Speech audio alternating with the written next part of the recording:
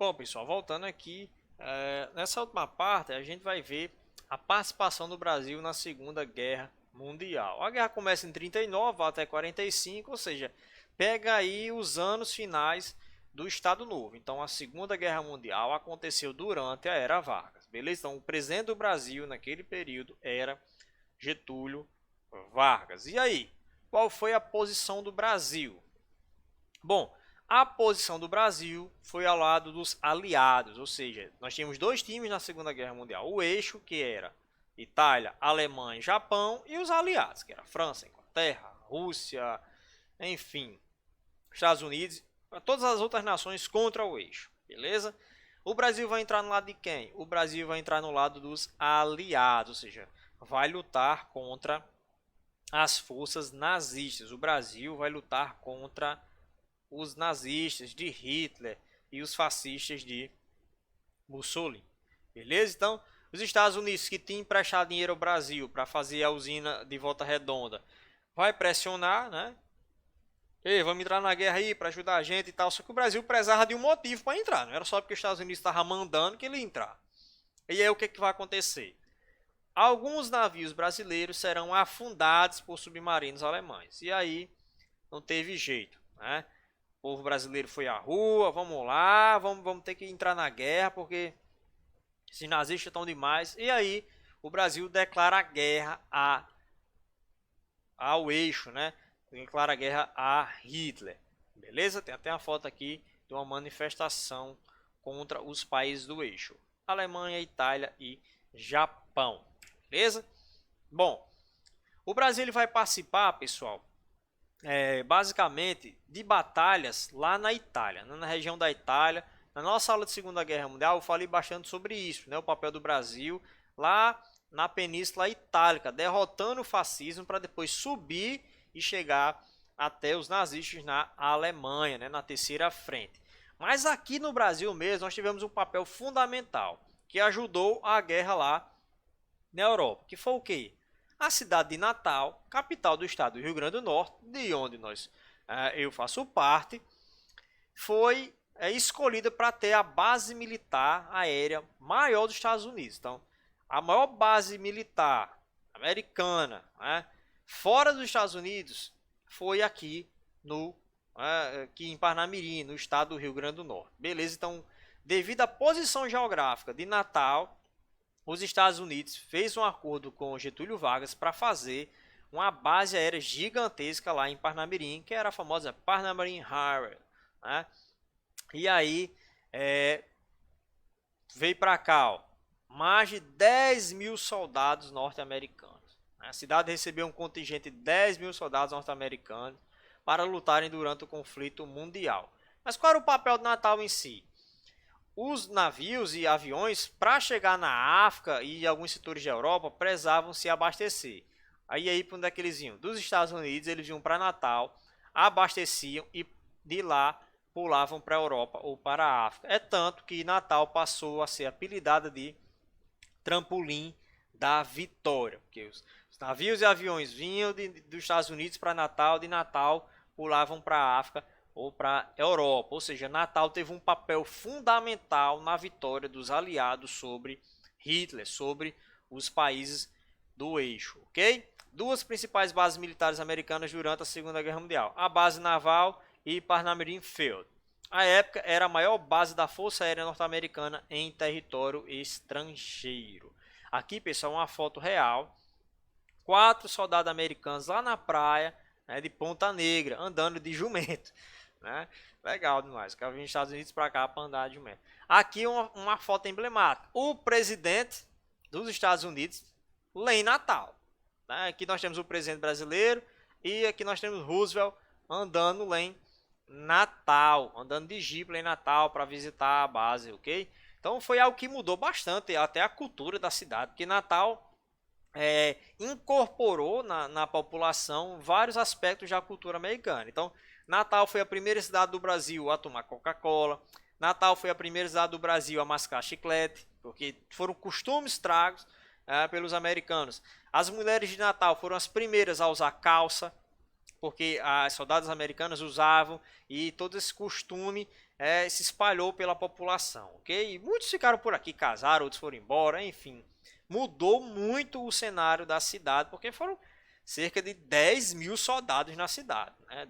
10 mil pessoas com uma cultura completamente diferente, ok?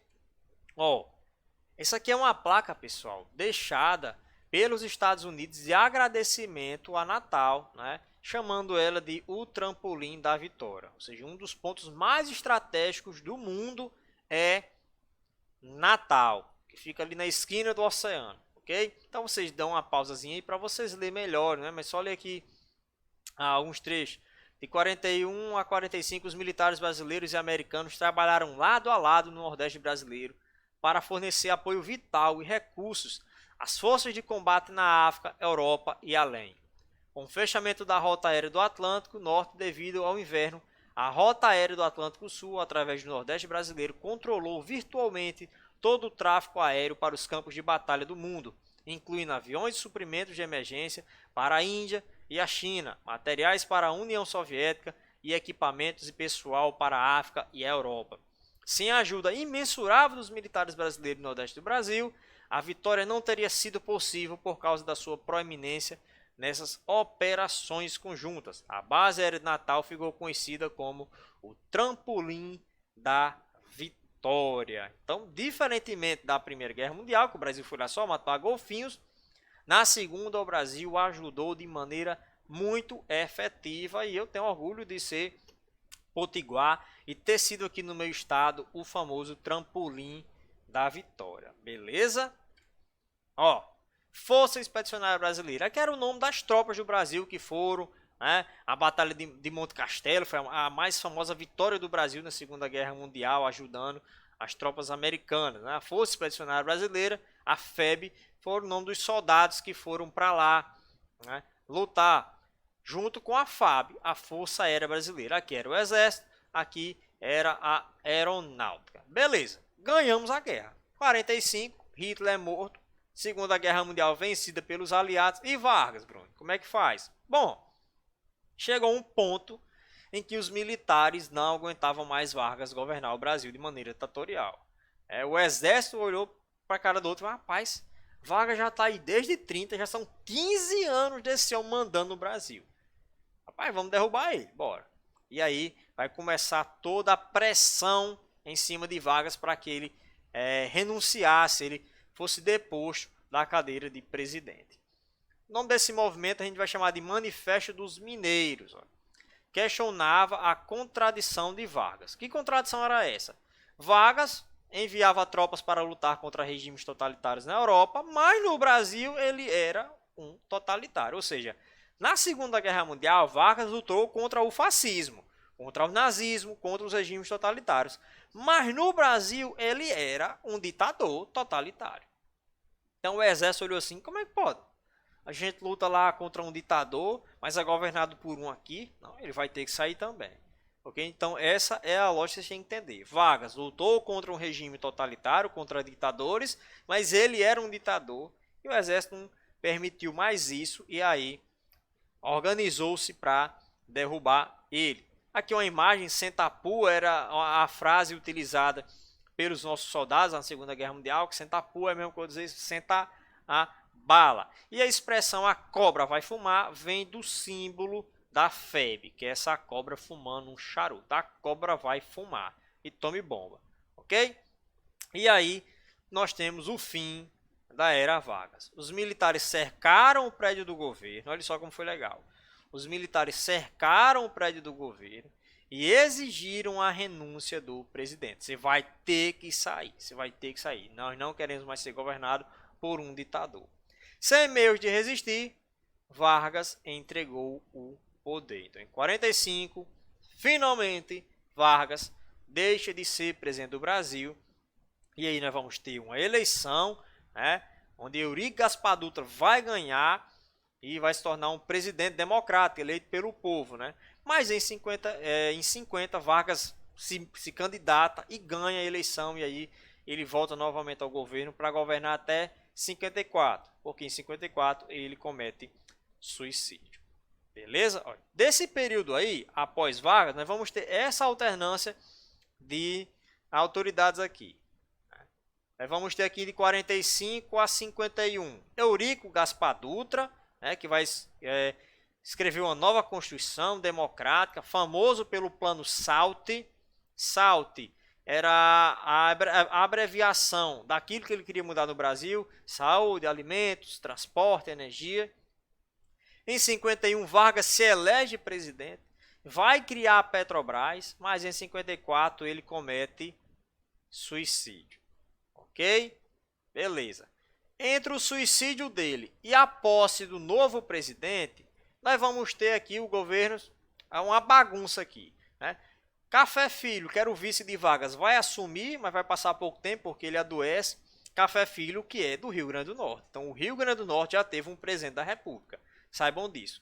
Ele era o vice de Vargas. Quando Vargas comete suicídio, quem assume é Café Filho. Ok? Mas aí, depois que ele adoece, os ministros da justiça daquele período, Luiz e Ramos, assumem o poder do Brasil para entregar na mão do presidente eleito, que foi o querido Juscelino Kubitschek, conhecido também como Juscelino Kubicana. Ok? Era o presidente Bossa Nova, o homem que tinha um plano de metas, que era crescer o Brasil 50 anos em 5. Né? O governo dele, o que é que marcou no governo de Juscelino Kubitschek? Indústria, né? Estradas, muitas fábricas de carro iniciaram a produção aqui no Brasil. Então ele vai terminar o seu mandato de boas. Depois chega Jânio Quadros, o homem que nas propagandas dele era com a vassoura: varre, varre, vassourinha, varre toda a bandolheira. O slogan dele é que ele ia varrer a corrupção do Brasil. Só governou durante 7 meses. Renunciou. Deu 7 meses do governo dele, ele renuncia. Lembrando que Jânio Quadros ele era de esquerda, então preste atenção. Jânio Quadros ele era de esquerda, ele tinha muita amizade com Cuba, já tinha expulsado os capitalistas de lá, a Revolução Cubana, Che Guevara, Fidel Castro, que dominavam lá. E Jânio Quadros ele era um cara que tinha relações amigáveis com nações comunistas. Ok? Beleza. Ele renuncia. Entra o vice dele. Quem é o vice dele? Jango, que era mais comunista do que ele. Jango é a abreviação de João Goulart. Era João Goulart o nome dele, mas chamava-se de Jango. Jango estava até viajando quando o Jânio renunciou, estava na China fazendo um tour por nações comunistas. Quando ele chega no Brasil, os militares: ei, você não vai assumir não, a gente não quer presidente comunista aqui não. Fizeram um acordo, aí o Brasil se tornou um presidencialismo parlamentarista. Ou seja, tínhamos um presidente, Jango, mas ele não governava só, existia parlamentares que governavam junto com eles. Fizeram um plebiscito para saber como é que o povo queria, se queria um presidente, um parlamentarismo, quem é que ganha? O presidencialismo. E aí Jango finalmente vai governar o Brasil de maneira sozinho. Só que antes de ele pôr em prática todas as suas leis para transformar o Brasil em uma nação mais comunista, mais socialista, reforma agrária e tudo mais, os militares, sabendo que o Brasil estava migrando muito para o comunismo, os militares, com o apoio dos Estados Unidos, que representava o capitalismo, né, não queria deixar que o Brasil se tornasse uma nação comunista. O que é que vai acontecer? Militares, Estados Unidos, a igreja, a classe média, né, e a elite brasileira vão fazer um movimento em que os militares vão dar um golpe em João Goulart, e aí em 64 ele tem o seu mandato interrompido, porque em 64 começa o regime militar no Brasil. Okay? Então a ditadura militar começa em 64, depois de todos esses presidentes. Eurico Gaspar Dutra governa, Getúlio Vargas se mata, Juscelino governa novamente, Jânio renuncia e Jango sofre um golpe. Beleza? Então é assim que a gente planta o caminho para entender como foi que nós chegamos à ditadura militar. Tivemos presidentes capitalistas que apoiavam, tinham apoio dos Estados Unidos, mas quando entrou 2 presidentes comunistas com ligação com a União Soviética, aí os militares não permitiram e deram um golpe de Estado neles, né? Tiraram eles do poder antes que eles transformassem o Brasil em uma suposta nação comunista. Beleza? Então, forte abraço.